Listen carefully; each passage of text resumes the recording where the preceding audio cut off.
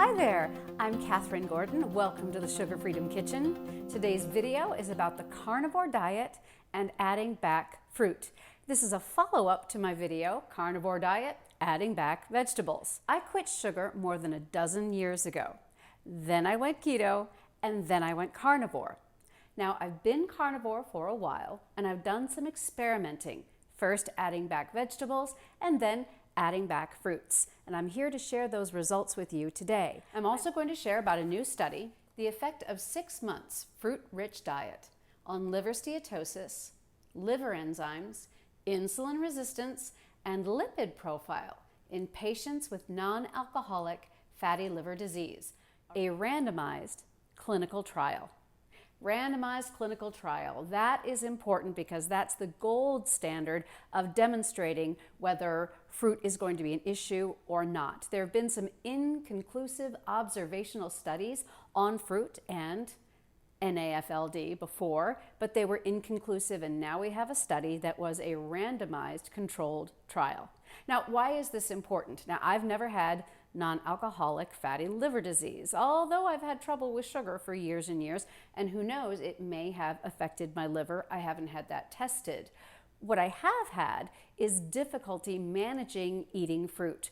Early on, the biggest problem I noticed was with fruits like bananas and grapes. As I aged, I was able to eat Granny Smith apples and berries and pears and melons, but slowly but surely I found that I didn't tolerate them as well, especially after menopause. So after I went carnivore for at least 6 months, I added back vegetables, and I decided to go ahead and add back some fruit a few months ago. And I discovered some very interesting things. I want to share my experience adding back 1 serving of fruit a day after being carnivore for 6 months. Now, here are the fruits that I tested and tried because I've done well with them before. Granny Smith apples, melon, berries, grapefruit, and pears. Now, here is what I discovered. When I would add back 1 piece of fruit, on day 1, no change. I had wonderful well-being, excellent appetite control. It tasted delicious. I felt fantastic. I was incredibly happy. I thought, here we go, I can have a serving of fruit. On day 2, I discovered I could still manage having the serving of fruit, but I started to get hungry for more, and I started to want more. By day 3, I was craving fruit all day long, and I was starting to feel very negative about myself. And so this is very similar to what happened with some vegetables. Day 1 is great, no problem. Day 2, starting to have appetite and cravings increase. And by day 3, a lot of cravings and a lot of negativity, loss of motivation, loss of self-image. So the bottom line is that I decided that those fruits, and I'm talking about the Granny Smith apples, melons, berries, grapefruits, and pears, because I did experiment with different fruits and different timings over a period of several months before I finally gave those fruits up a couple of months ago, is that on that day 1, I was able to manage a piece of fruit, but with every subsequent day, it got worse.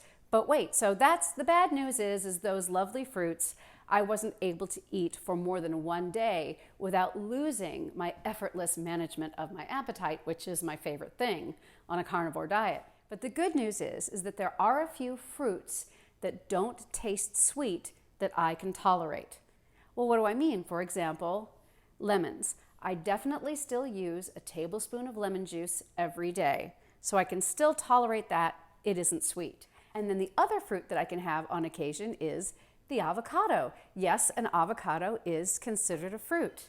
And then finally, 2 more things that I enjoy occasionally, not more than 1 day in a row: a little bit of red cabbage to use as a taco shell, and some salsa. Some people do say that the tomato is a fruit.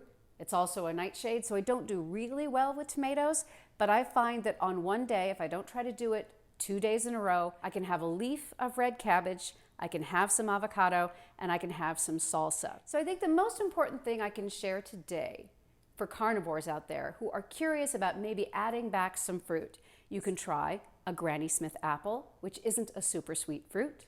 You can try some lemon juice. You can try avocado, and also notice if you can manage that piece of fruit for one day, but not manage it for 2 days in a row. Because the really good news for me is, what I discovered is that now on a single day, a holiday, a special occasion, a celebration, I can probably have one serving of a low sugar fruit and do well with that as long as I don't repeat it the next day.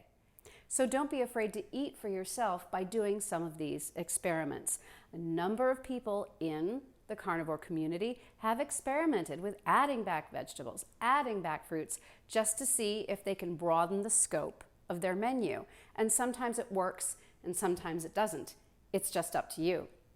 But I do think one of the most important things is realizing that we're starting to get the research that explains why and what is happening when we add back fruit. Let's turn back to the study where people ate 4 servings of fruit a day.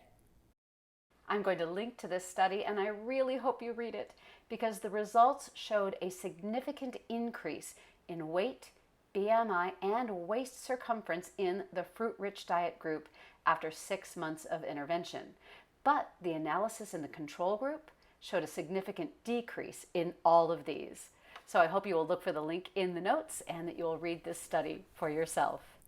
Like, share, subscribe, come back to the Sugar Freedom channel, and remember, be well and eat for yourself.